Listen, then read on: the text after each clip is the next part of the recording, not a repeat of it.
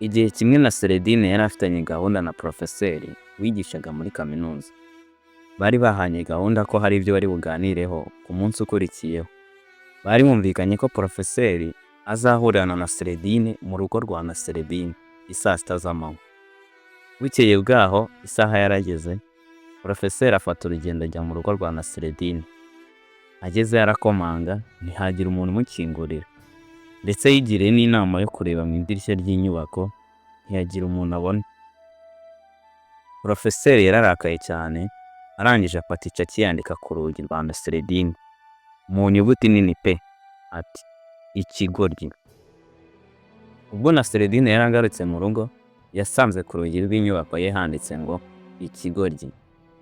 Ahita yikanga ati ye baba we, gahunda nari mfitanye na professeur. Yahise yirukanka ajya kureba professeur mu rugo rwe. Amugeze imbere ati babarira rwose nishe gahunda twari dufitanye. Rwose nari nibagiye ko hari gahunda twari dufitanye.